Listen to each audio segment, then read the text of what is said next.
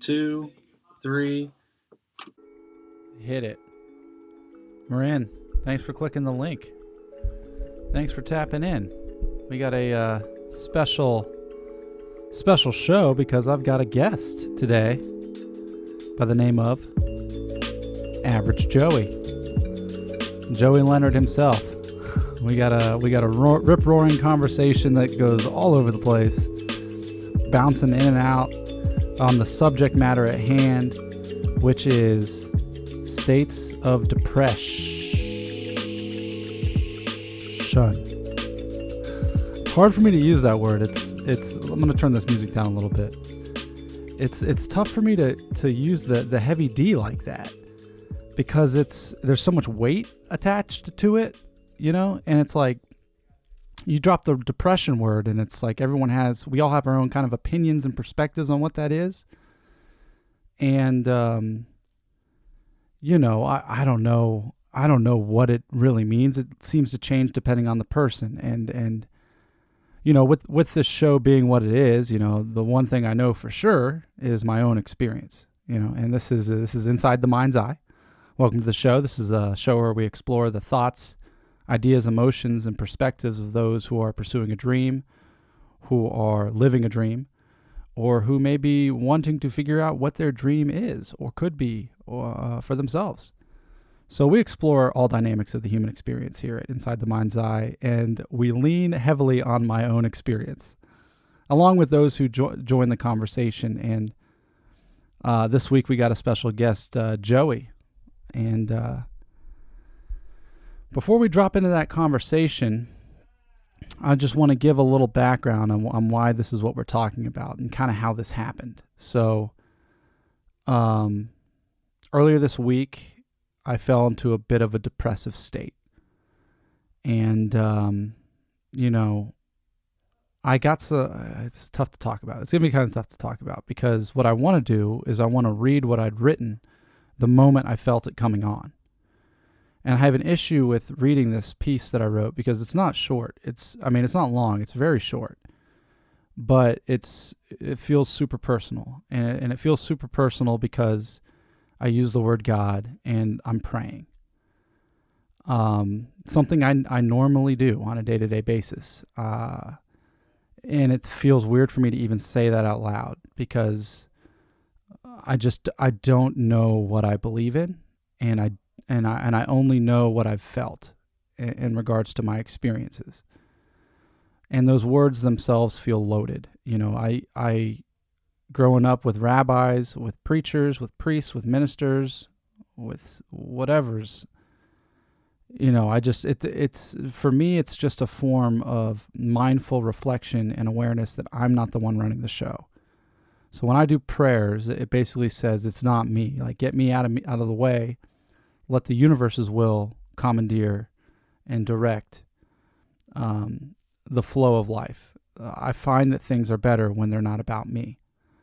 And so I use prayer to do that. I use prayer like a mantra to kind of get myself out of myself and talk out loud to myself in a way that I can be as not vulnerable, but as honest as I can be with how I'm feeling, or just as a routine to keep myself centered. It's been helpful. I've started doing it earlier this year. It's been super helpful.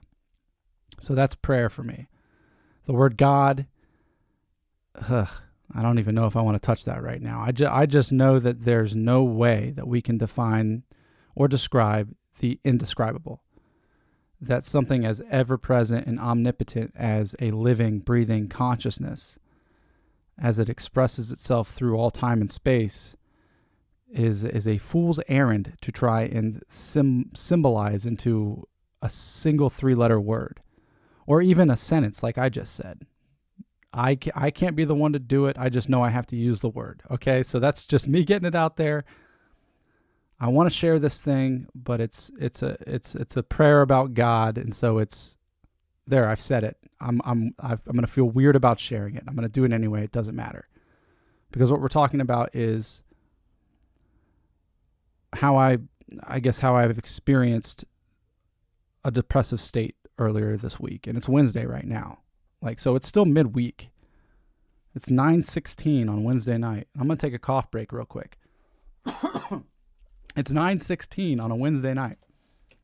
And I came out of the funk probably 12 hours ago. So this is all new. So I'm going to read what I wrote before the when I felt the depressive state coming on. And then at the end of the episode, I'm going to read what I learned after it ended. I wrote down some things, and I'm on this whole mystic type. I'm on all this mystic shit right now. Like I feel like it's a school of thought, and it's a school of learning, or I guess unlearning. It seems to be a type of way, a mechanism to help me reframe my perspective with the unknown, which I truly, there's something I heard a while ago that the phrase was this: that the moment you turn your will and your life over to the care of God, in quotes, as you understand it, the rest of your life is none of your business. And I do know that being in a depressed state, especially this week, it was all about me.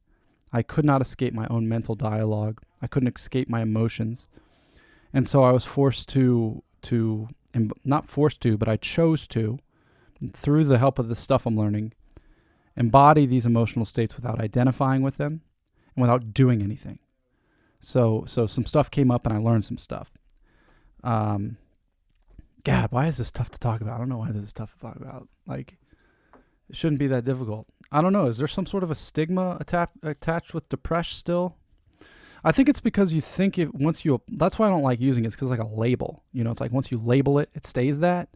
And that's just not what it is. It's a weather system, at least in my experience. I've had weeks at a time. Me and Joey talk about it at length, but like I've had stretches of time that have been not too good, and I'm coming out of it. So it's at the tail end of this thing. It's been a few weeks since I've experienced something like I have the last few days, but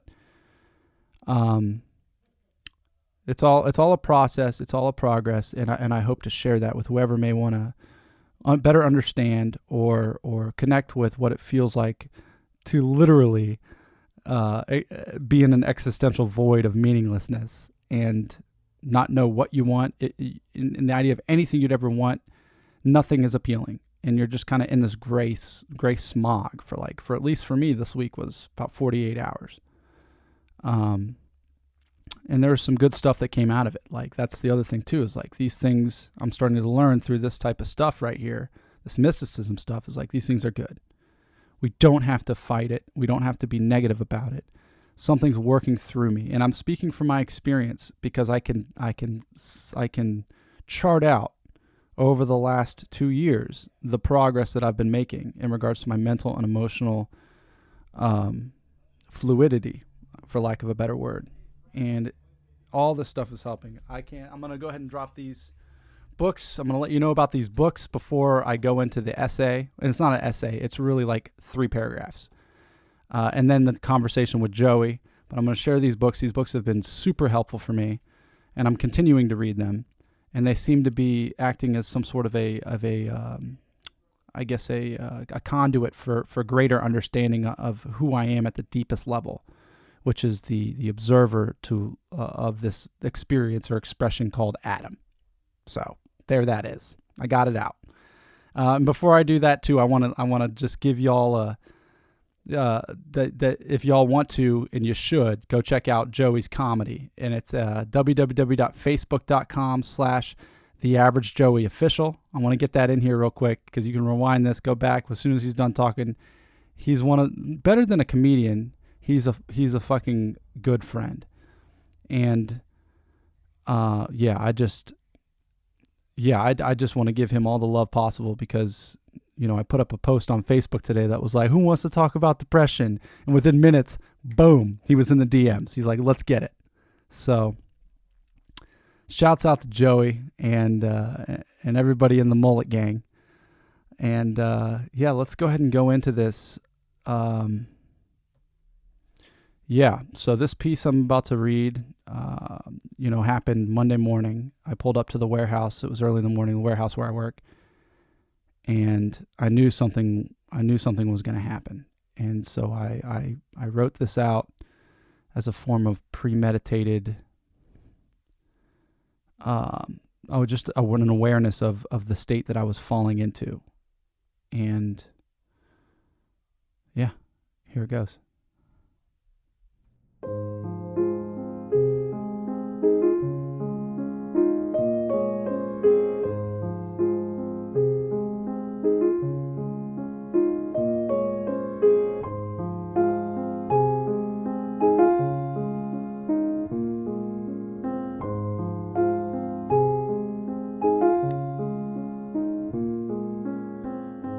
I figure I'll just write something, kind of like a prayer. God, please help me have faith, trust, and help me get back to center, to harmony. I want to be of maximum service to myself and others, yet I find the doldrums creeping in. I'm aware that it's all part of God, all part of the process. I want to embody and understand. Ask for help so I can be guided by intuition and understanding. Where to go? Nowhere. Where to stay? Here. What to do? Nothing. Who to be? Me. So I wait.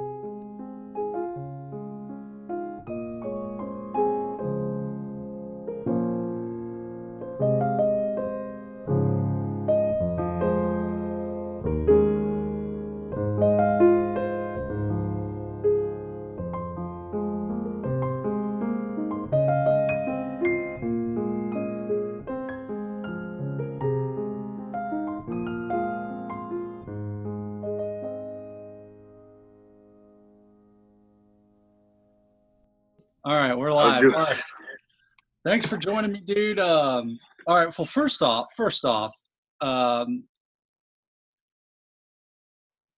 it's good to see you, bro. You too, man. You too, bro. I see you're doing the same thing I'm doing.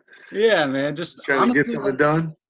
Yeah, I'm trying to capture and just trying to share whatever's happening, try to open up the conversation about what we experience up here in our minds, Yeah, of course. And in our hearts too. It's like on the path, whatever path we may be on, the things that crop up. Yeah, no doubt about it. So this week, this week was a tough week for me. Yeah. Well, first I should probably say how we got here on the voice chat. I posted up on Facebook. I said, is there anybody who's experienced a state of depressive state this week that would be willing to talk about it? Yeah. And you hit me up right away and you're like, bro, I'm a sad boy. I'm in. Let's talk about it, man. Yeah. Let's talk about it. Yeah. And so, yeah, just to give a little background of what it's been like for me this week. It's Thursday today. I was basically been in a depressive state since Monday. Yeah. And what that looks like for me is I find no joy in anything. I hover between a state of just overwhelming thoughts of wanting to run, wanting to escape, wanting to say fuck everything and just bounce and just that, and then just an ever-present existential void of meaninglessness. It doesn't matter what I do or what I don't do. Nothing matters. Anything I think I want is not going to be the thing that's going to make me happy anyway. So what's the point of anything? Yeah. And that's how it manifested this week, and it lasted about 2.5 days. And I made a decision earlier this week to not do anything about it. You're just gonna roast it? Let it happen, huh? Let it happen, and approach it differently. I wanted to get deeper into it to try to understand where it was truly coming from, and while also not identifying with the state that I was in. Yeah. So the first thing I'd like us to start with is just, what does it look like when you enter a depressive state?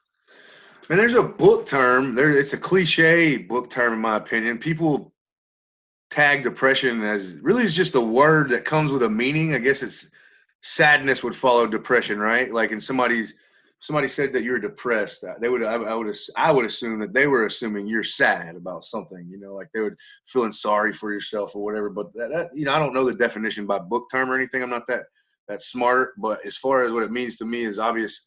Obviously, what comes with it is where you get exactly what you just said. Like nothing you do is satisfying, you know, to where you're at because of depression, in my opinion. And you don't. I never want to label myself as depressed, right?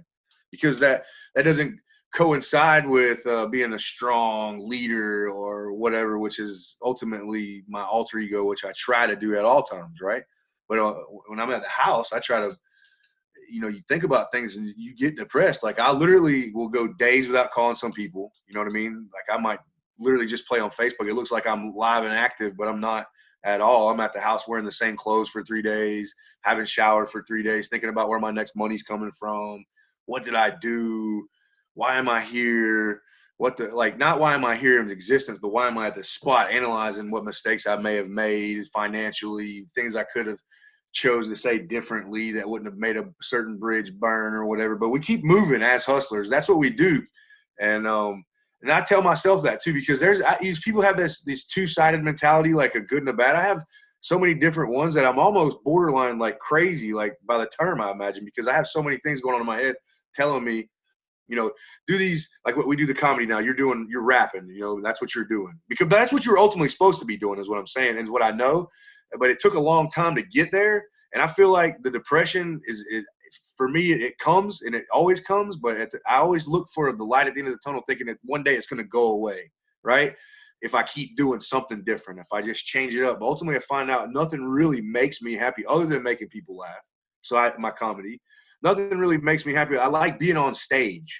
I can say that my kids make me happy, or making money makes me happy, or building something makes me happy. And that's only short term, but nothing really in my core makes me happy that lasts longer than a buzz, other than like actually performing in front of somebody.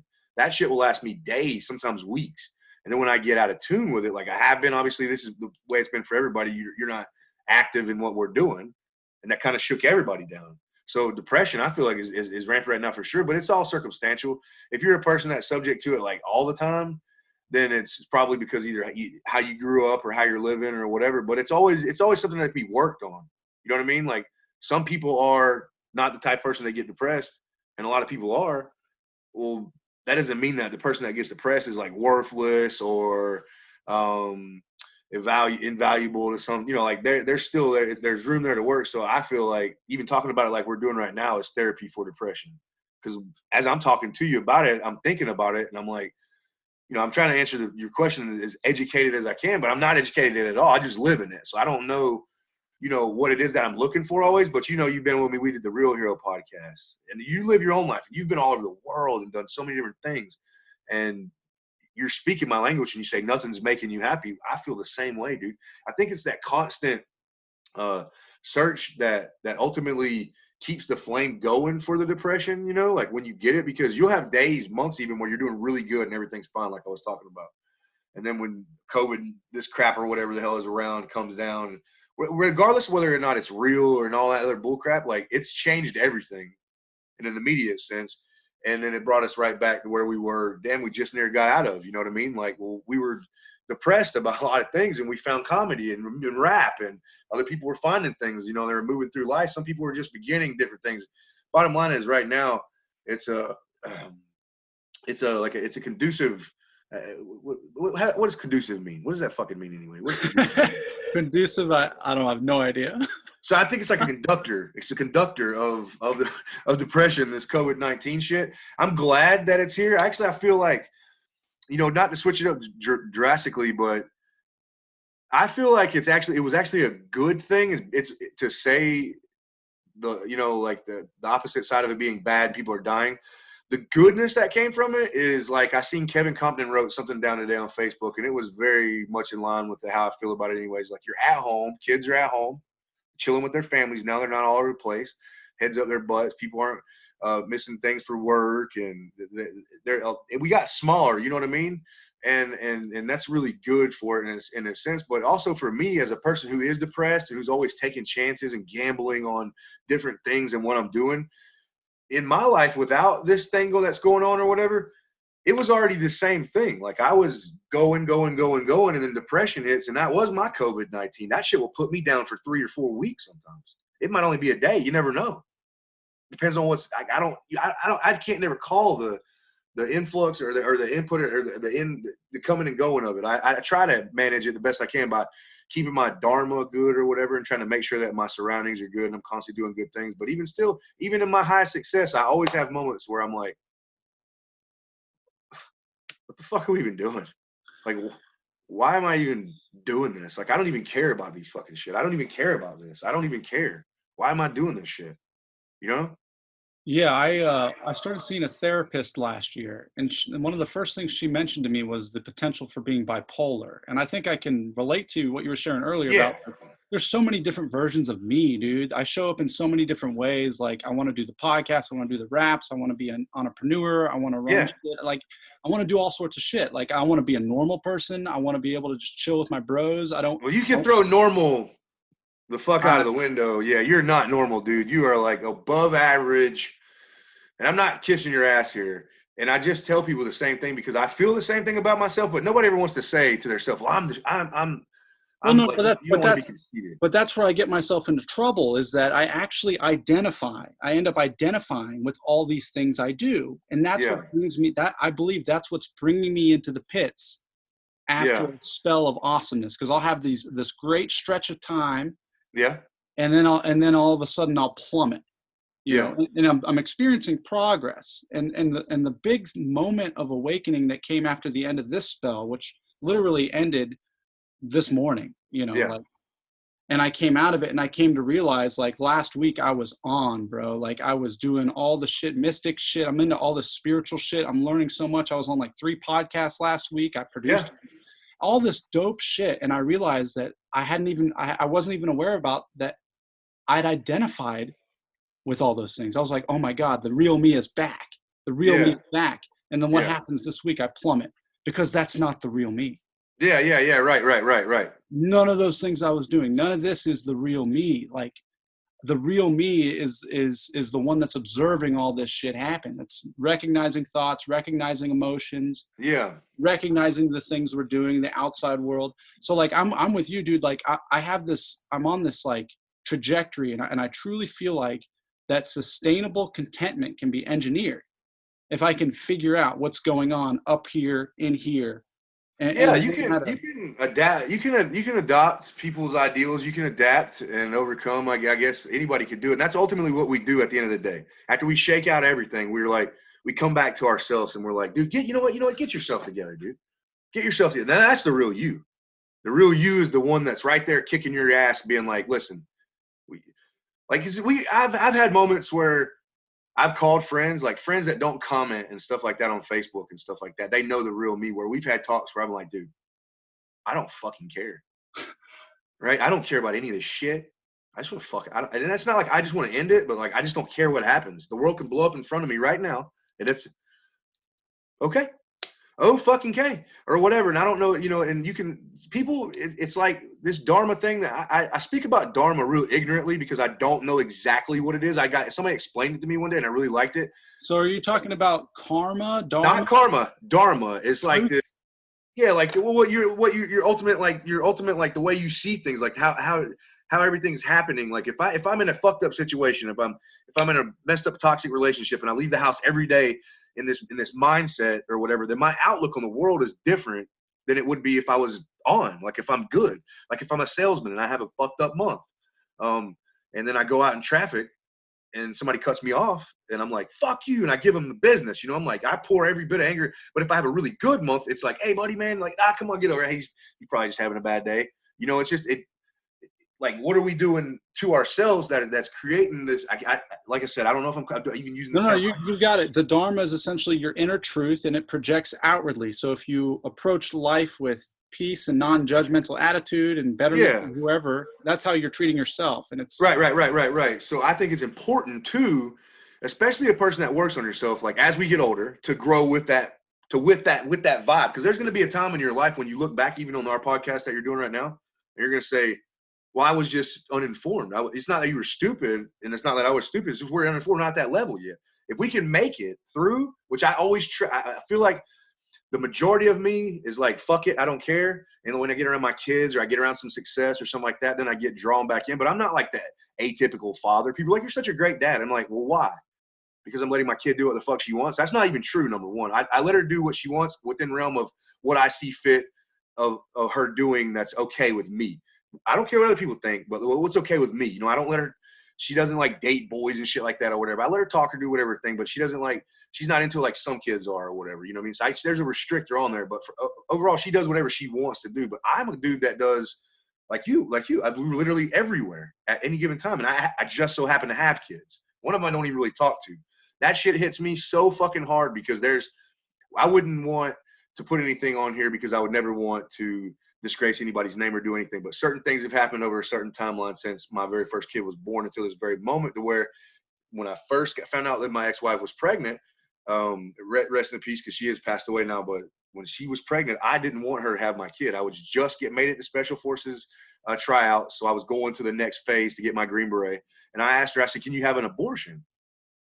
And my mindset right then and there, my dharma or whatever, was I was just wanting to be a Green Beret. Selfishness, number one, not selflessness. I was having sex, right? Which is bad enough in a sense without protection or anything like that. There was no love behind it. We actually did love each other at a point, but knowing this internally, regardless of whether anybody else knows it in the world, it's a flame that's always burning like in the back. I mistreated her in any case on a few different instances, right?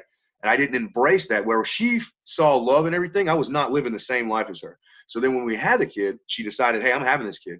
Over the time and over the years, I have been like always in debt or losing my license or some shit for this child support. I pay it and everything. And there was a time where I didn't want to pay it, but I get back on track and stuff like that. But my kid, that a lot of time went by there. So my kid's not here with me like my one kid is. And it doesn't matter what anybody thinks about that. You can never take that away from me. So there's always a catalyst. There's always something there. It's just finding out what exactly it is that's got you in these depressive states and then addressing them as it comes, because you're always going to be subject to it because of who you are. But being able to master it, that comes with the time that comes by. And what I figured out about with my kid is just stop for a second. Don't be selfish in your feelings, because like where I'll get upset, my kid doesn't want to talk to me or whatever, and I spent money or I did something or something she doesn't even know about, and like I'll expect something inside me. That's my fault because I expected it without analyzing the situation and being like, dude, years ago when you were fucking having your cake and eating it too, you weren't thinking about eating this shit, dude. Now you're gonna have to deal with it, and it is what it is. And those little things put me in a state where I don't give a fuck about nothing, dude. I just want my kid to not think I'm cool like my other one does. But my other kid loves me genuinely, and this is my kid. Some people are like, I have a right to that because that's mine. Well, I gave my right up because I was choosing to live like a fucking piece of shit, right? And so now I'm paying for that. But that'll come with time, and I always have to tell myself that as a grown up. And because 10 years ago, I would be like, man, fuck this. I'm so mad about it. And I have shown flashes of ignorance, throughout this process of even her mother passing away and stuff like that, and the things I had to say to like her family and stuff like that, which I essentially apologize for, which is in itself bipolar, because at one second I'm raging and the next second I'm like, it's okay. And you get really fucking pissed off at life sometimes, and really at the end of the day, you did it, like a lot of times, like you did it. Like this is a byproduct of you, buddy, and your decisions. And that's the hardest part that most people have dealing with anyways. Nobody wants to hear that they're wrong. Nobody wants to hear the hard truth.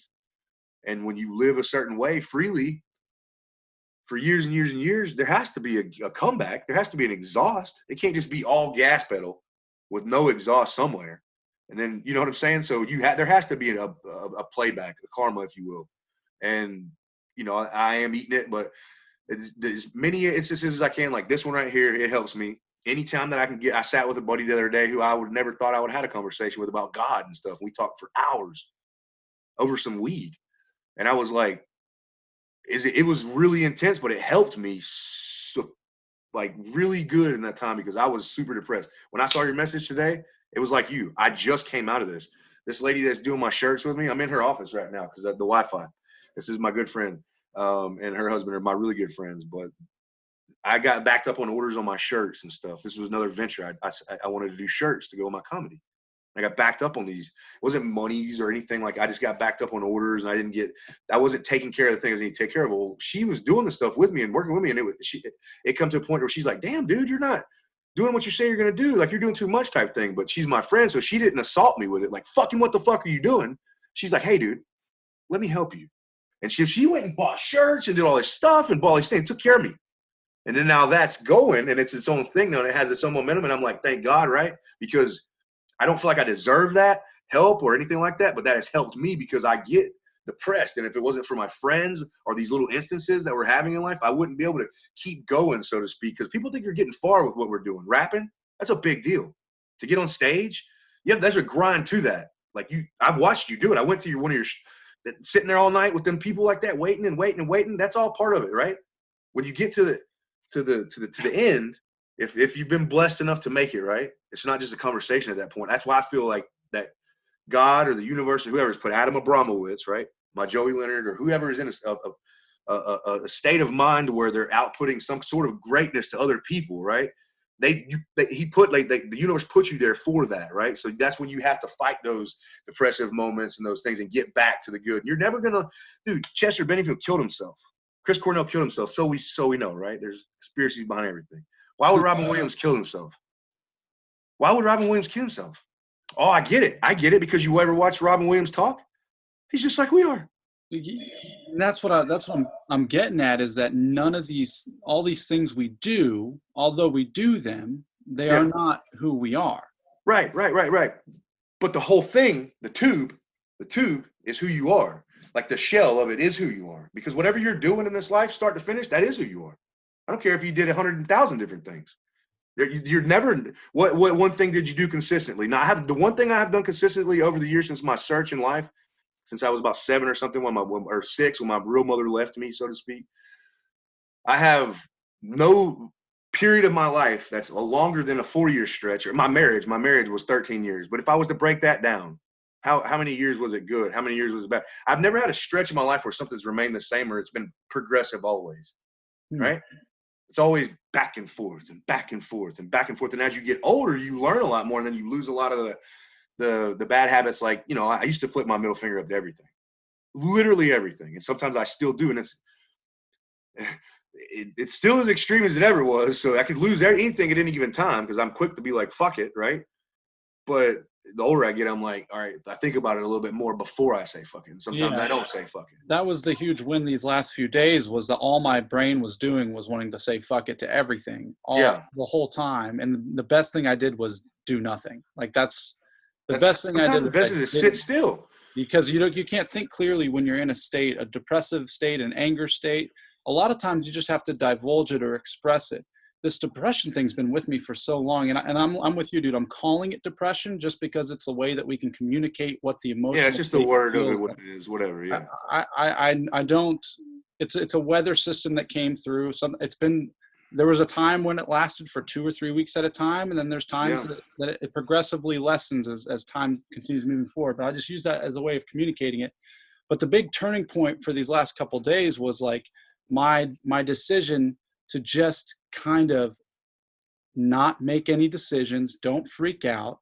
Yeah. Just grunt it up, stick into the shit, dig into the shit, lean into it, recognize it's happening to the character of Adam. This doesn't define me. Anything, I want to sabotage everything right now. I want to move to LA. I want to go back with my ex-girlfriend. I want to start smoking weed again. I want to just fuck everything up, dude. Yeah. I just want to like everything.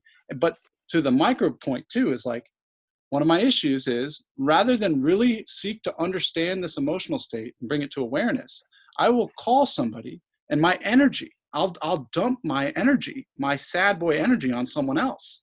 Like, they could be having a great day and they'll pick up the phone and I'll be like, bro, I'm fucked up. And then it's like all about me.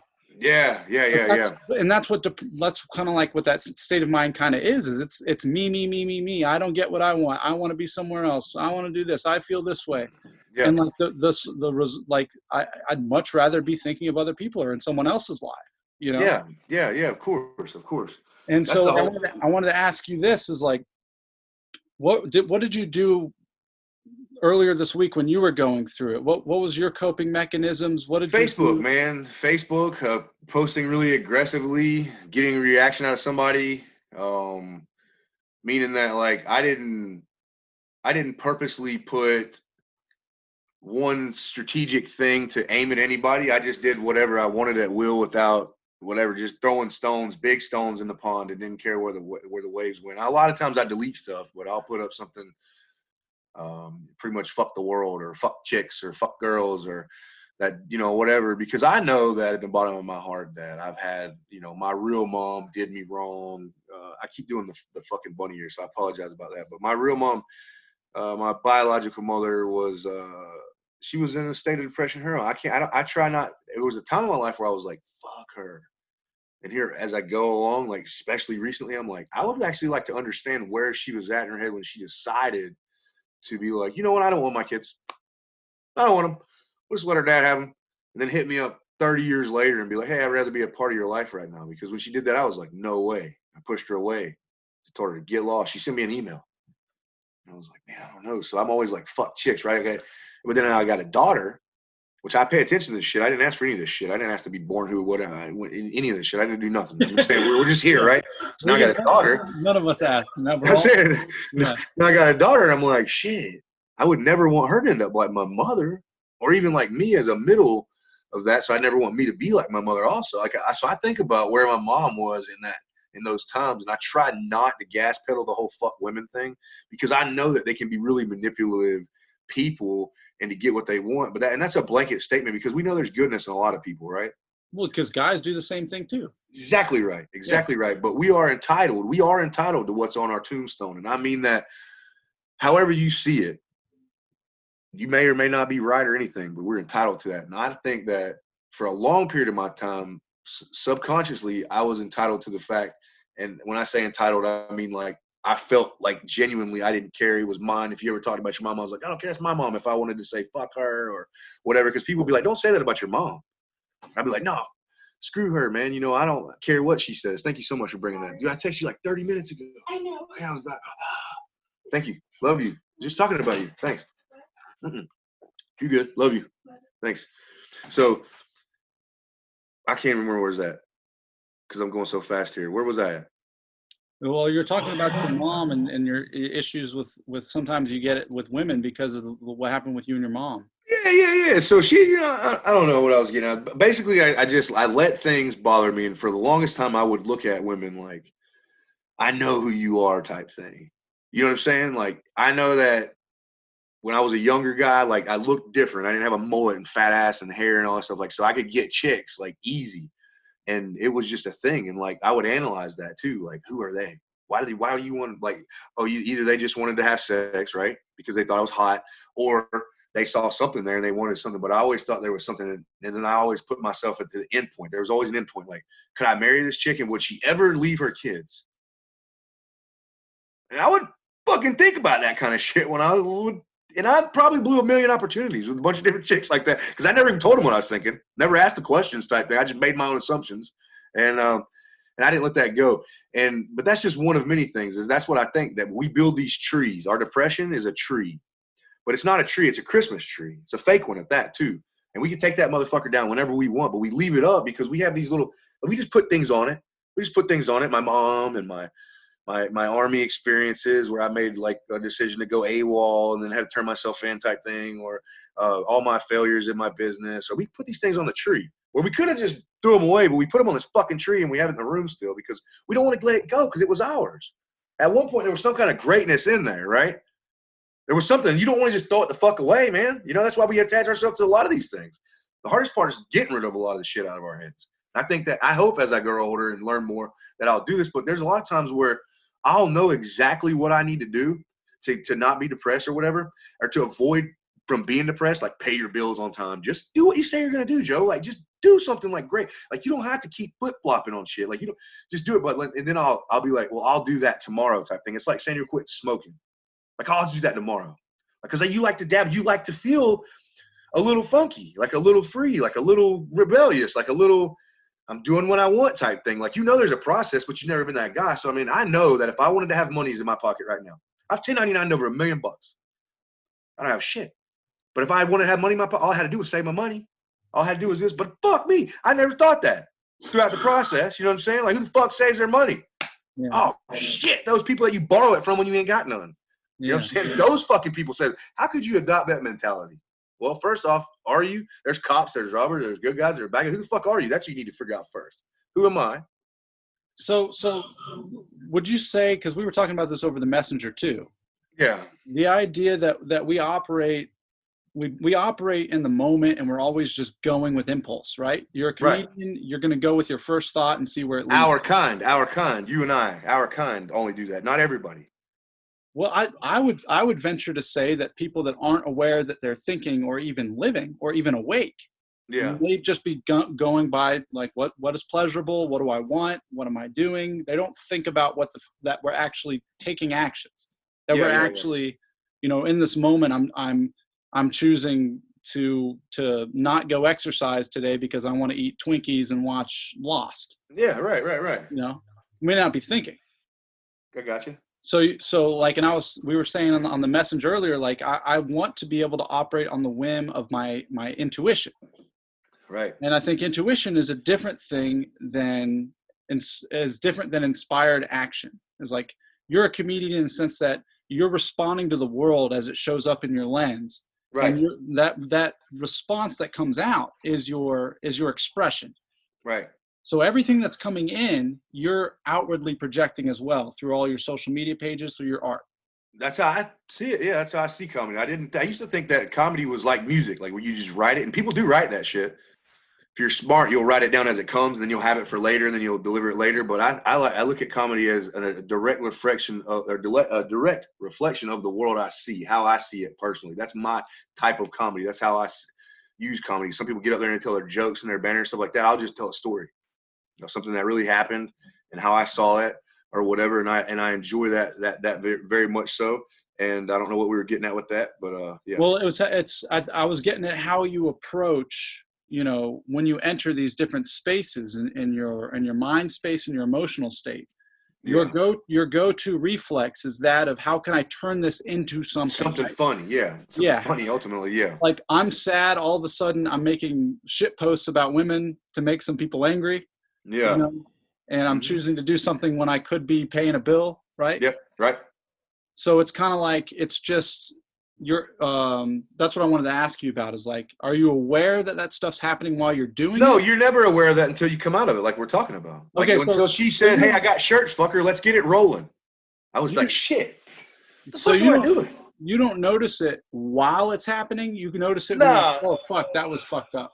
No, there's always that aroma in the room that somebody farted. Like, oh, what is that? But you never sit around and sniff it. You just keep moving. And then afterwards, you're like, damn, somebody farted.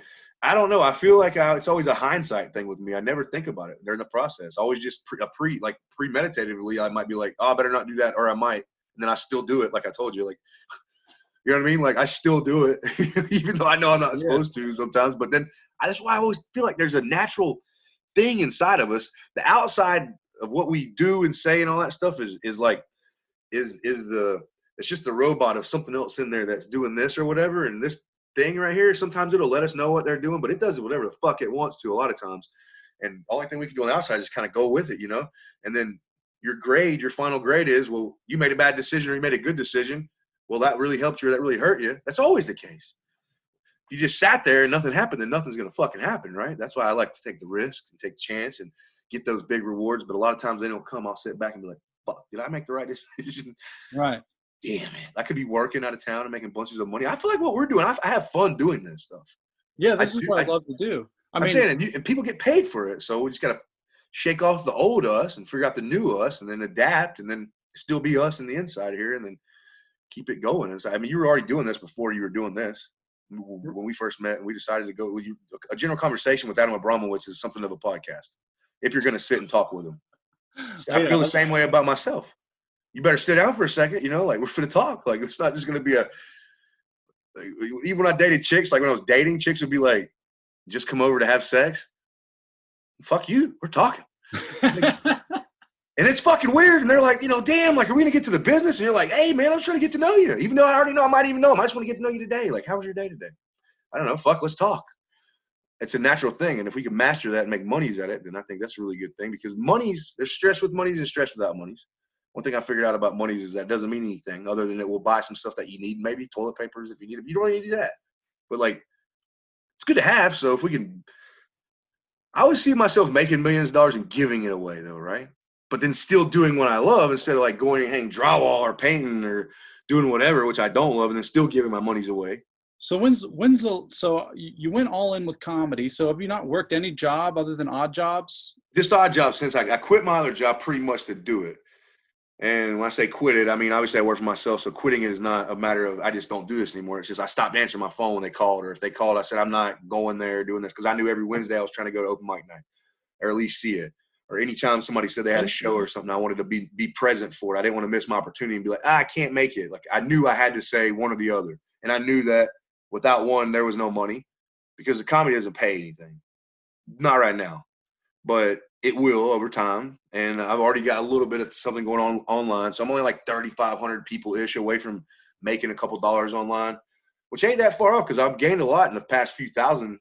Or the past few thousand came over the past like couple months even. That's not a long time. So if I can just keep the momentum going, I'll make monies at it. But then I'm going to try to like, I need people like Heather around, or her husband Dustin, because they make me like, they just sit back and kind of watch me. I'm like their child or something.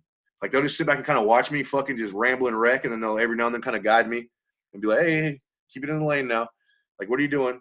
And if it wasn't for them, I don't feel like I'd go, like I said, go as far. So I try to keep people around you like that, number one. But if I can, then I'll make it. It'll make it happen. Then I'll in turn give my monies away like people do. Like, there's a guy online that does it a lot, which I started to become annoyed with. But I watched him.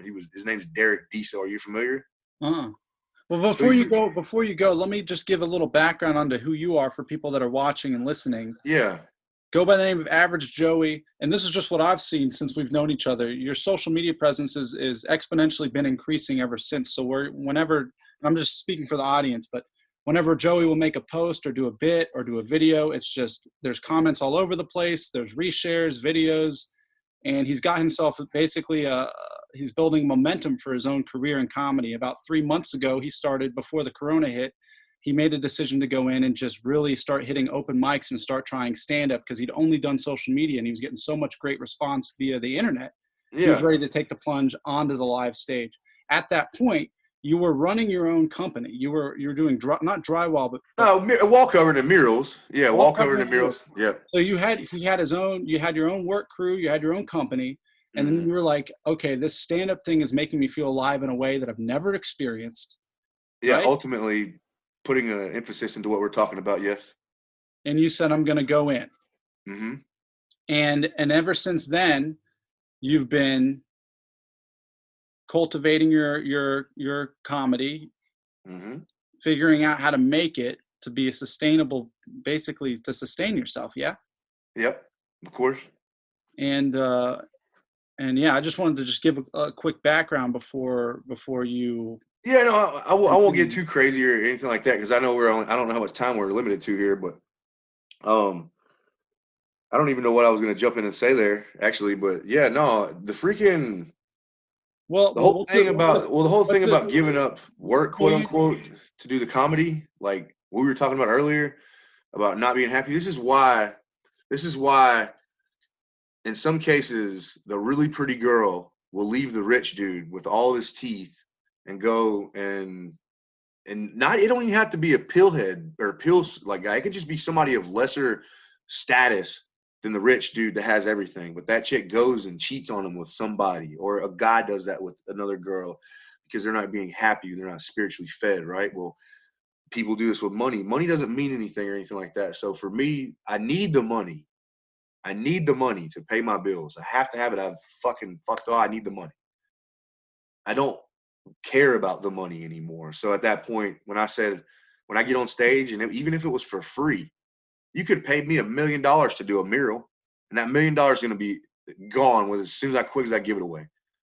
Every time I go on stage, it makes me feel that much better about my existence. Number one, I'm actually doing exactly what I'm supposed and want to do. Like, this is it. 36 years it took you, bro. I tell myself, 36 years, dude. Then I get mad And that's where I think about stupid shit. And I'm like, damn, I wish I had that time back. Because I know ultimately my temple here is I smoke cigarettes. I've done a lot of stupid shit along the way. Acid, cocaine, fucking weed, beers, and long stretches with no sleep and shit like that. And just, I wish I'd have got it. But at the same time, I'm like, yeah, you are who you are. It took that long. You had to season the meat, like with those, specific seasons before it tasted a certain type of way.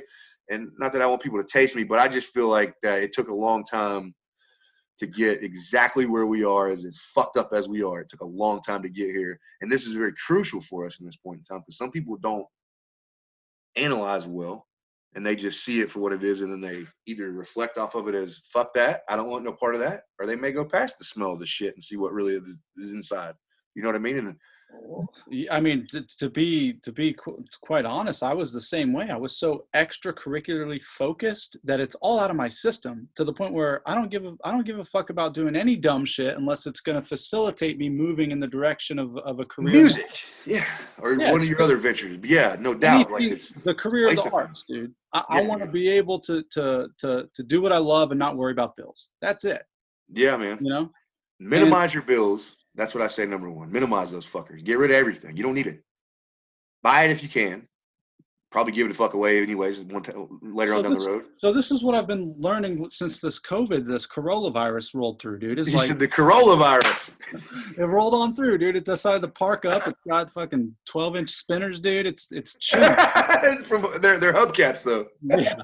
The coronavirus is hanging out, and what I realized is it made me.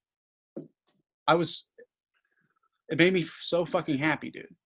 I've been trying so hard to fit in, trying so hard to be somebody or do something. And it brought me back to what I know to be true, which is like, I just like doing hood rat shit with myself, dude. I like reading weird books. I like practicing mysticism. I like making podcasts, doing raps. I like thinking. I like learning. I don't like fucking with anybody, dude. Like, I don't want to fuck with anybody, dude. Yeah, it brought a lot of people back to that. That's what I was telling you earlier. I got ADD on you. Dude, and so what I was telling you, it made you feel good. It was actually a good thing. It's bad. But this is where I've taken it, is my mind went, because of all the struggle I've been through up until this Corolla. Yeah. I mean, it's been a tough couple of years, dude. It's been fucking tough. I'm finally I feel like I'm at the end of the tunnel, and the light's there. And it's like, I realized a few weeks ago, I was like, I'm going to dig as hard as I can into getting to know the inner workings of myself, my capital S self, the man behind the face, the mask, the eyes, whatever I can find some sort of connecting or sustainable and infinite resource that will not let me down. Because I can't tell you how many times I've had dream shows, dude. Like, I couldn't believe I'm on a tour in fucking Michigan, and everywhere I go, there's an audience, and they're driving me there, and I'm staying in a casino. Cannot believe it's all paid for. Yeah. And then I come home, and 2 days later, I'm in a state of, like, I'm totally fucked up and just, like, sad, can't do shit, can't get out of bed. Yeah, man. Like, back to this again? Yeah. Fuck. So it's like the highs are not going to save me. The success is not going to save me. So I've been looking at all this mystic, spiritual kind of like, let's figure out the root of my own issues so I can absolve them once and for all. Because I want to experience a lasting peace where I get to do all this shit. Do all this shit, but it doesn't affect my normal wave frequency of, like, I can just fucking chill in the middle, dude. I want to be in the middle, be high, be low, whatever comes, and just be like, it's going to keep going. Like that. Yeah, well, I heard somebody say this the other day, right? And if you let me jump in, they said to me, man, you should be making some money off that podcast and all that comedy and stuff that you do, right? And I was like, what are you talking about? Like, they were like, oh man, you're killing it. I was like, no, not really. They're like, oh, and we started talking about Joe Rogan's podcast, and he had Joe Rogan on his head in the pedestal so high that he was talking about that it spawned off a million different ideas for me where I wasn't even thinking about Joe Rogan. He was just talking, and it was on mute for me at that point because I was thinking. But he had essentially said that Joe Rogan doesn't have to worry about anything. He's set. Look how much money he has made on these views. So, all right, that's good. That's a good way to look at it if you're simple-minded. Well, this is. Yeah, I'm just saying we don't know anything about the guy other than he's really genuinely funny and he has a great podcast. We don't know how much fucking money he does, or if he's got children beaten in his basement, or if he fucking got a woman between his mattresses, or if he goes and fucking saves people on Sundays, or we don't know the fuck he does. So for you to be like Joe Rogan is X, and you should be doing X, number one, you're wrong because you're comparing two completely absurd. That our names are Joe. This dude's a fucking proven successful man. Yeah, no doubt about it. I don't care. Robin Williams killed himself. Robin Williams fucking killed himself. You see what I'm saying? So success doesn't lie in how much you can gather. Fuck me. It's more in how much I can pass out to people is where my success. I always feel better when I can help somebody else out. You remember watching that little meme where there was like a dude, he started out like white. He was like a stick figure and it was like little flashes. They drew it. And throughout the day, he ran into somebody that was all black and they were sad. And he put his hand on their shoulder and he turned a little gray up the arm, but they turned all the way white. And then he went throughout the day doing that through the same little figures. And at the end of it, he was totally black, right? And then everybody else was white because he took that away from them. And then he went home and ultimately his dog, who was all white, ran up to him and licked him. And then he became all white again. So like where he had the abilities in the capacity where some people don't.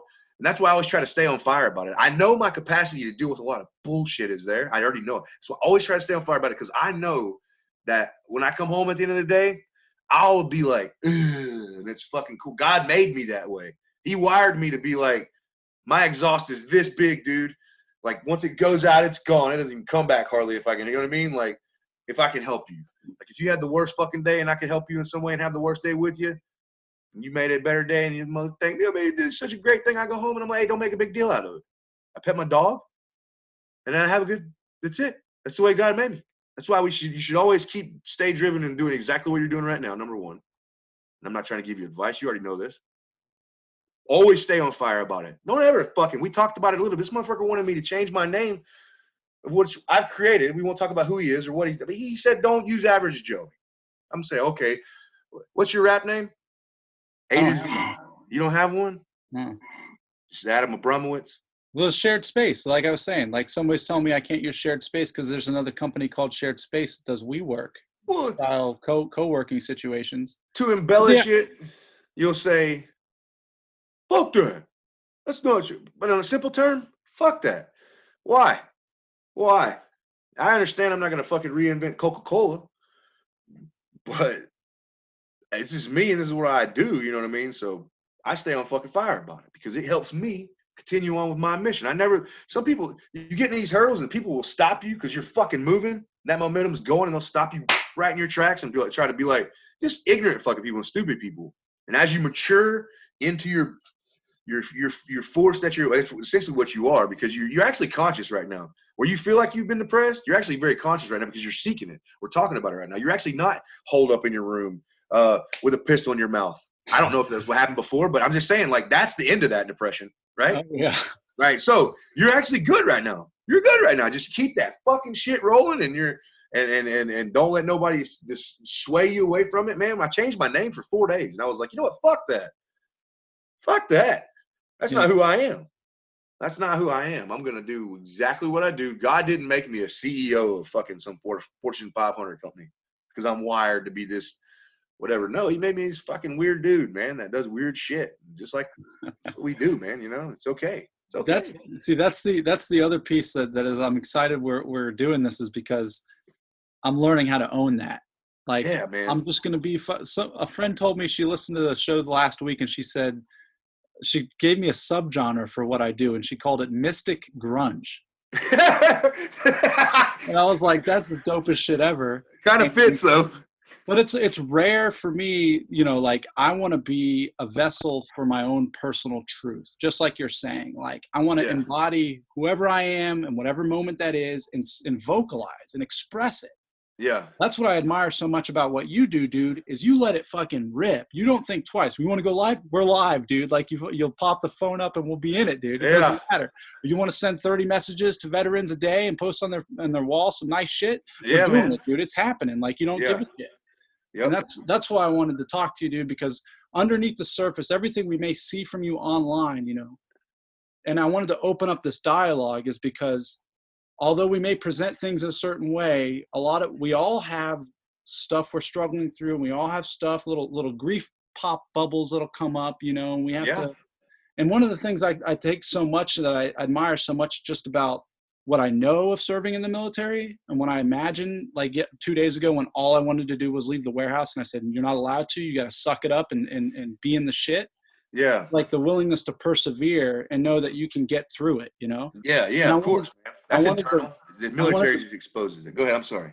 Yeah, and I wanted to bring you on so we could talk about this because I don't think we're the only ones going through this. Absolutely not. There's no way, shape, or form that could even possibly be the case, and it's good to talk about it in any case. I always say that it's good to talk about it. It's good to hear people talk about it. Some people get disinterested after 5 minutes or something like this. Some people listen to it all the way to the end, but if they can just get that little bit of fire going in them that just tells them to get up, get it moving.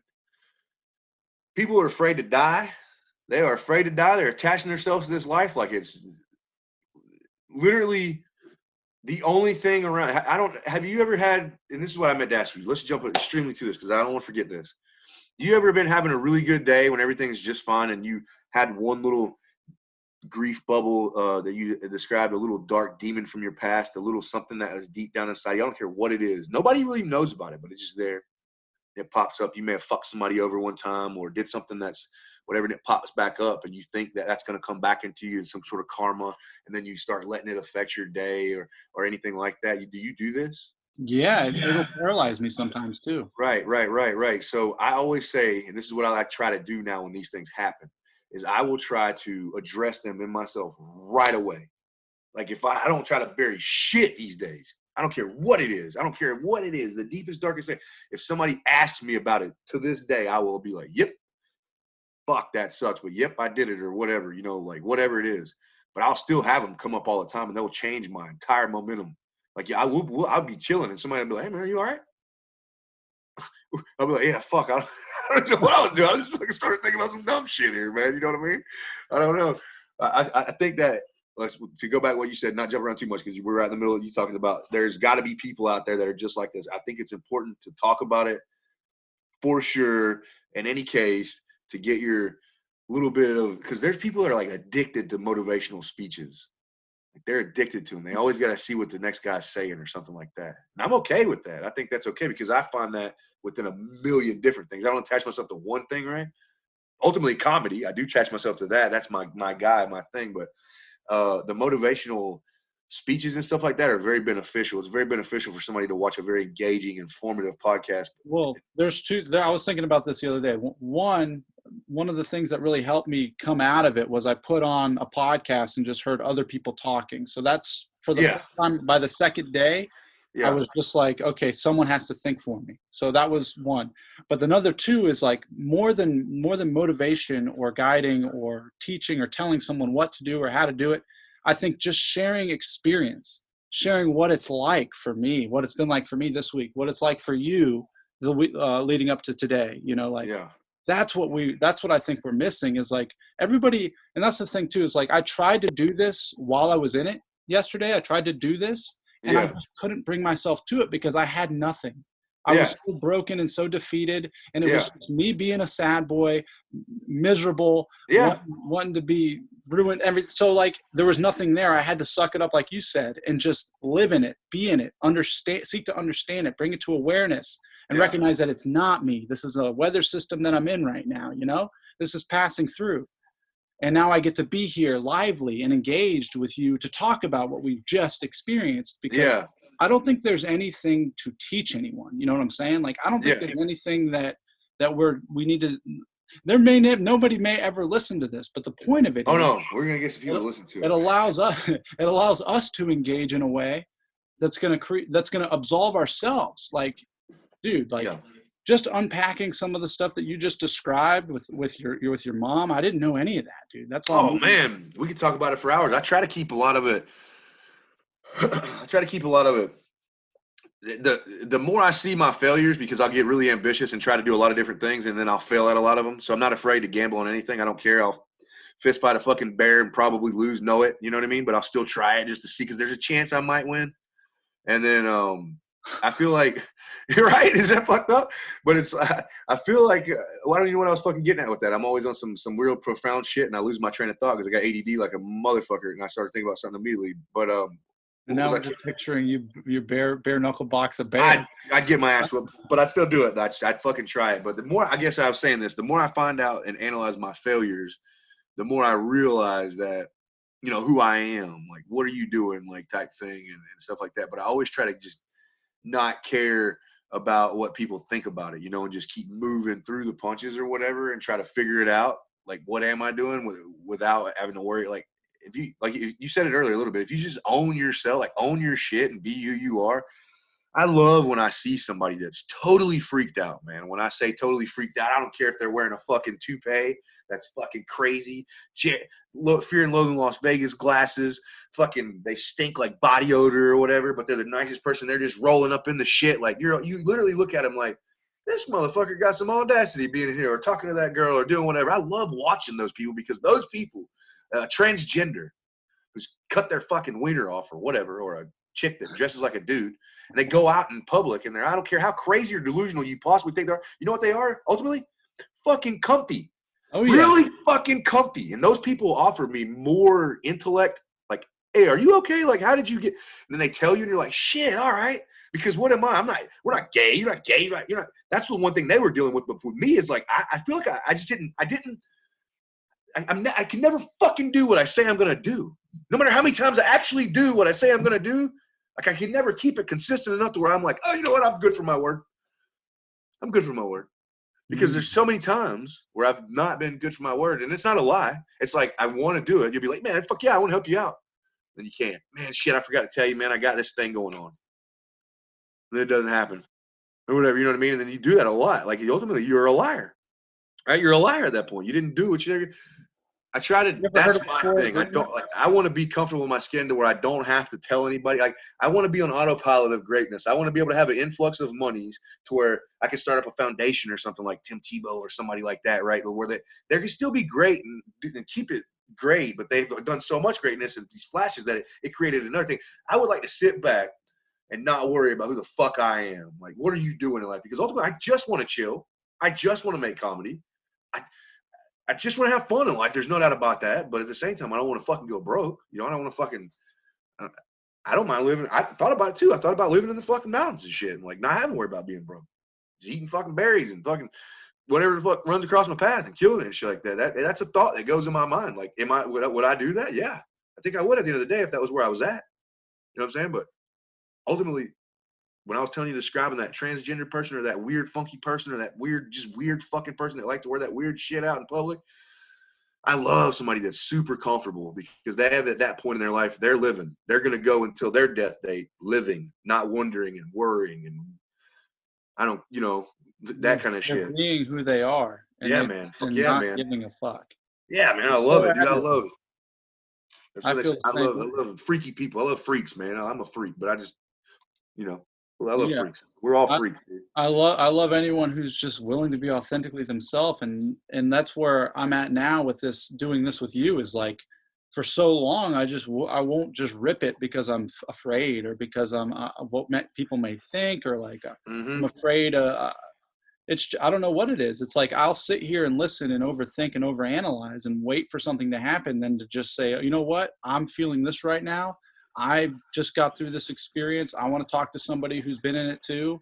Let's make it happen. I'm not thinking about like whether or not this will be helpful for, you know, the podcast or the trajectory that it could go in, or trying to plan and control and think things through the way my mind likes to do it. I'm saying, fuck all that. Like, yeah, no, you need to be the gasoline. That's what I like to. You don't want to be the gas can. You need to be the gasoline. Well, this was a test for me, because just like you brought up with your word, how you'll say you're going to do something and then won't do it. Yeah. You know? I've been trying to really master that and become that guy. If I say it, I fucking do it. I don't care what it is. And what that means is you have to say no more. Because no, you do. You have to be stingy with your word. And I learned this from another guy. You literally have to stop telling fucking people what you're going to do. You don't owe it to them to do that. And you just have to. Anyway, we could do a whole side dialogue on that, because there's a way to go about doing it where you leave the ball on everyone else's. Why not? Let's go. Let's go ahead and do that. So the idea is to set yourself up for what somebody else wants to do, which means you can be game for anything, but you got to give them something to do that gets into your sphere of influence, which means if you want to do this thing, or you need me here, you want to have this idea you want to start, send me a text tomorrow with the times you're available.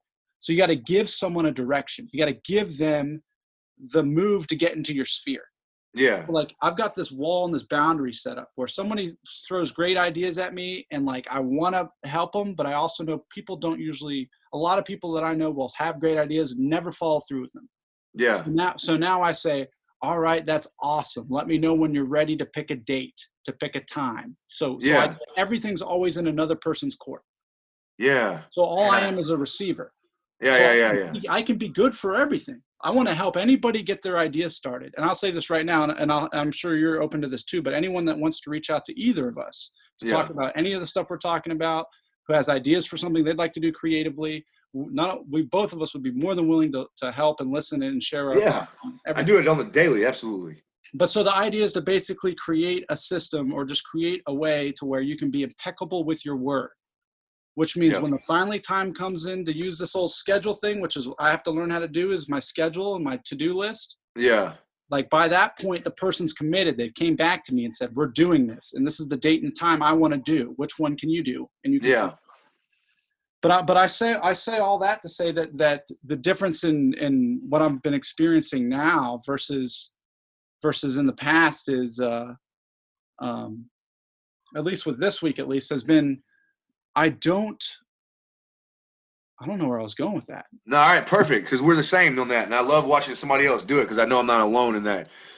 You're welcome. No, it's okay, man. It's fucking great, dude. I got sidetracked on creating boundaries for sustainable word soothing or word. Yeah, no. I was tracking with you honestly the whole way. You were just getting at like, well. I guess you were getting at the like you said where it led you back to this right here. We were talking about doing the one thing, and you was like, well, ultimately it leads me back to the damn where I've been at this past week or whatever, and that's where I lost you too. But if you freaking think about everything that you're doing right now, from podcast to rapping to forgetting what the fuck you were saying 5 seconds before, there's always a constant momentum going forward that you cannot even fucking call, dude. And sometimes it's like you're on a fucking train, but you're on that second cart. You're not driving it. Like you can see what's up in front, but that motherfucker will slow right down on you. I've yet to be on stage and this happened, and it's my worst fear. I've had a nightmare about it. We're talking about something. I'm just going there and what was I saying? What was I fucking saying? You know what I mean? I do that shit all the fucking time. All the time. But you were saying that people could reach out to us, and that if they wanted to talk about the similar things and stuff like that, and you were ultimately saying, because I was saying something about being good at my word, and you were kind of telling me how to get to kind of where ultimately being stingy with my word, not telling people yes all the time, and it led well, being open to whatever anybody wants to do with you, but always leaving the ball in their court. Yeah, they've got to text you the next day because we're not going to remember. Yeah, and we can't create an expectation for something because we got other stuff we got to focus on. You know.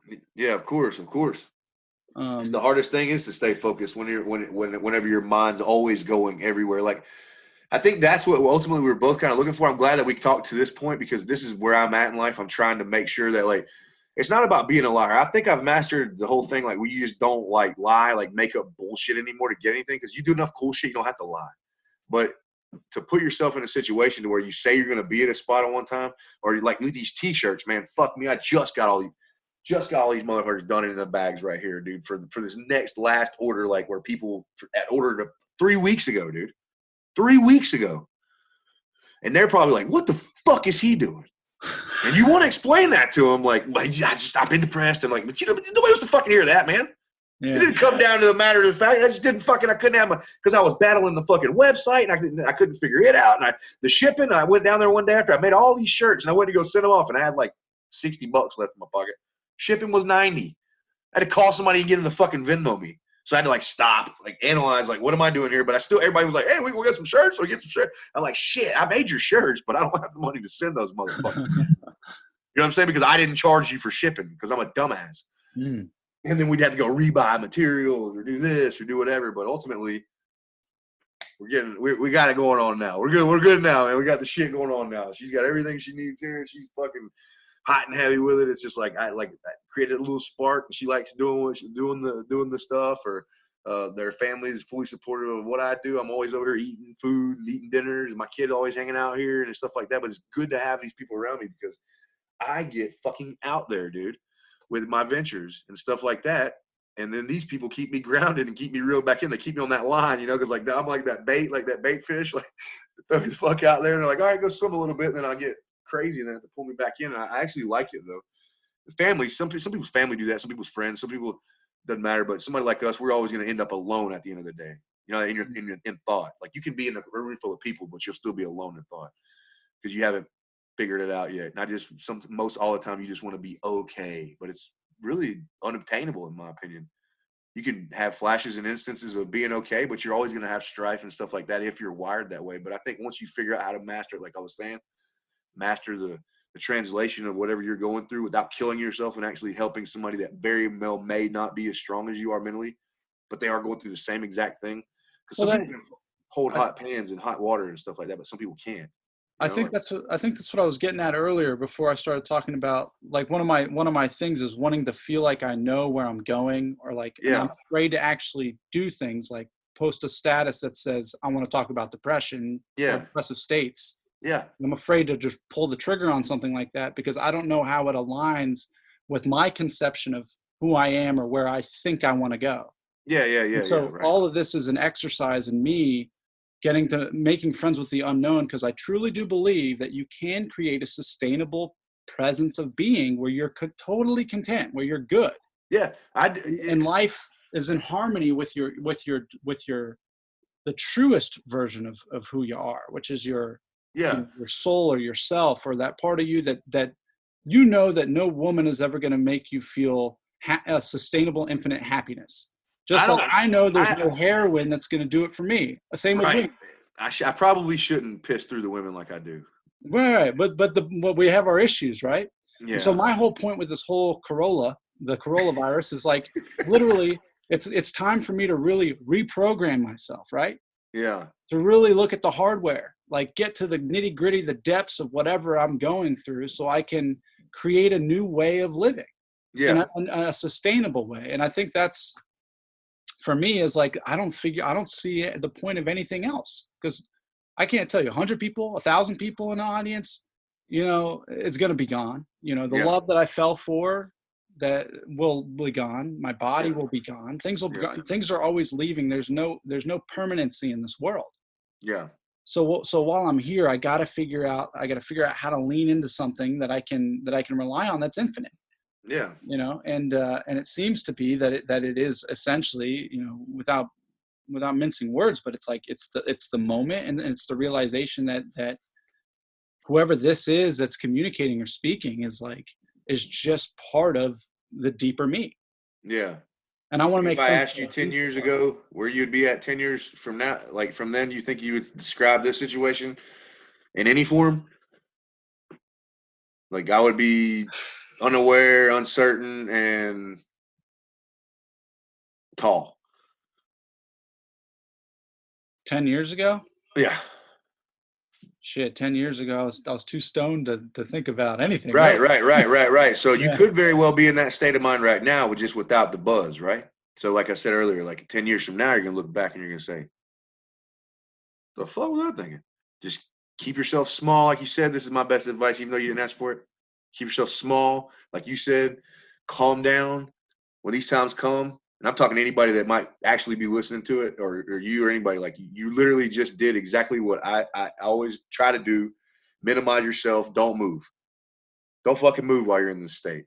Don't call nobody. Don't get it. Because you know, I can't stand when somebody calls me and I'm in these little weird little bipolar, depressive, whatever the hell they are. And then they call me out on it. Like, what's the matter with you? Well, fuck, man. You can't tell or whatever. Like, you know, you don't even want to have the conversation.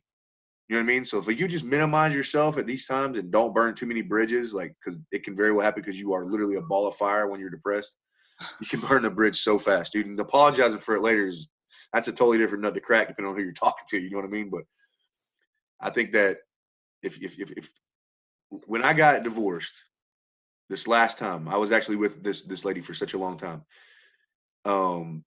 A preacher talked to me one time, and I don't know if I mentioned this to you, but I actually talk about. I told this a little bit to a few different people because it's relevant to sitting still and just understanding for a second, like who you are. It takes you to settle down and to go without before you really break yourself down and really understand. So I said to him, I said, hey man, you know, I'm going through this still with my ex-wife or my soon-to-be ex-wife or whatever. And he's like, well, do you want to get divorced? And I was like, man, I don't want to get divorced. Fuck no, I don't want to get divorced.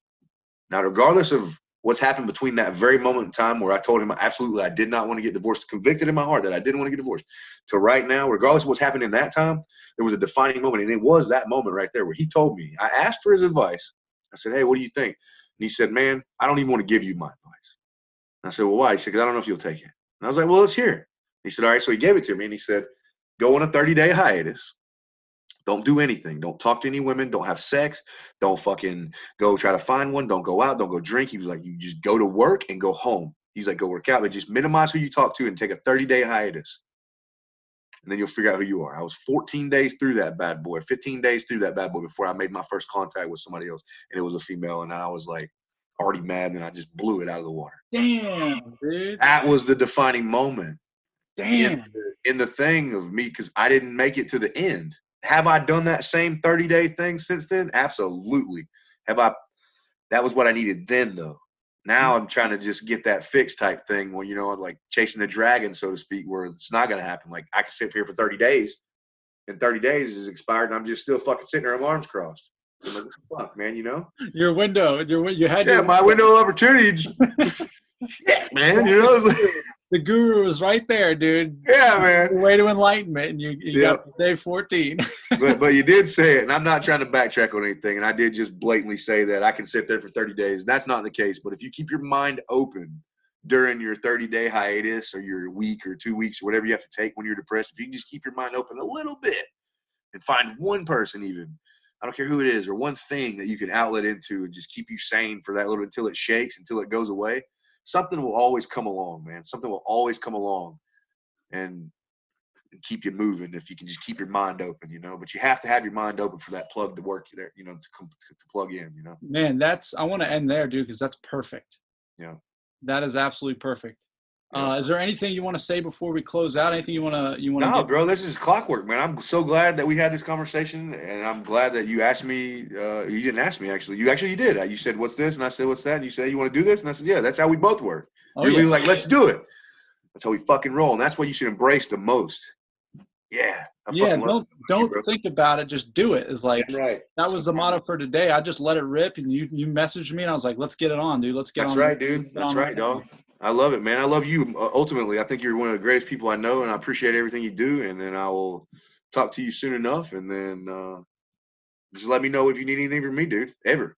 Absolutely. And I already know you're fine. I'll have all your social media stuff and your tags and everything in the podcast. Everyone will know where to get you. That's cool, man. That's cool. Instagram, everywhere. If they watch this whole thing, they probably won't want to come watch it. But if they do, yeah, tell them to come check it out, man. Because I'll be glad to have them. Make them a hoodie or something. Yeah, man. I owe you a hoodie, dude. Nah, dude, I owe you a record. And I do need it. We need to swap it out. We need to have a 6 feet apart swap out. We'll toss it to each other. Yeah, dude. Yeah, we'll throw it in the Corolla, send the Corolla to you, and then we can all get Corolla. Yeah, man. Yeah, my brother used to drive a Corolla. It's a beautiful car. It's a good car. It lasts a long time. But yeah, man, thanks so much for doing this, dude. And no doubt, bro. I had a great time, dude. I appreciate it. Hey, fix your clock behind you, man. That thing is not right. What do you mean? What time does that thing say? Oh, it says 5:41? Yeah. It's mirror image. Shit, it looks like it says 1:45 or something. I don't know. Which would make total sense considering 5:41 is. Yeah, all right. You're Have on a good night, bro. Thank you, dude. I'll see you later, dude. Have a good one, man. I'll send it to you when this is ready. No doubt, bro. I'll be ready. I'll share the hell out of it. All right, bud. All right, dude. Great, man. Thanks. Yeah. All right. All right, that was Joey Leonard, everybody. I promised I would read the little end segment here about what I learned. and this is straight from the books that I mentioned earlier. You know, none of these ideas are mine. I'm learning these as we go. But I wrote this stuff down. It is, this is one, the Anthony DeMello Awareness. We got This Is It by Alan Watts. And this one,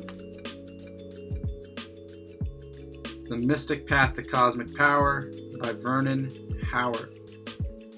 And that one is, I'm on my second read of it. It's been the most helpful thing I've had. So, on the subject of Depresh, states of despair, states of existential angst, here we go.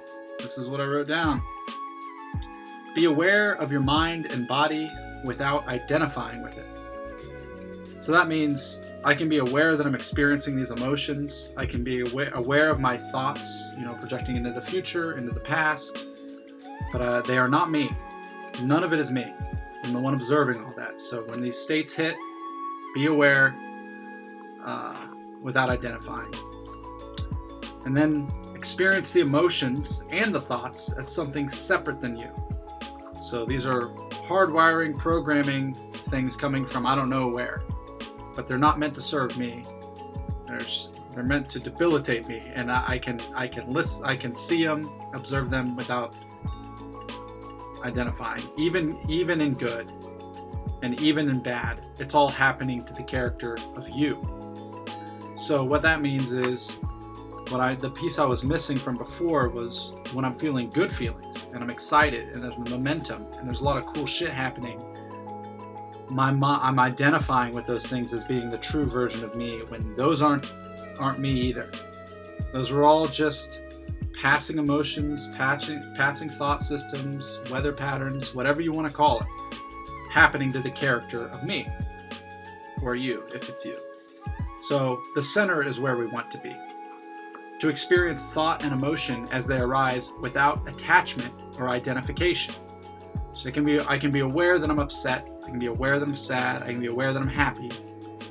I don't need to attach to it or identify with it. Just need to be aware that in the center is where I want to be. Meaning, if I'm speaking on exciting things, those things aren't me, and it's not meant for me. It's just happening. Like I'm enjoying this podcast right now. I'm enjoying talking and sharing these ideas and these thoughts.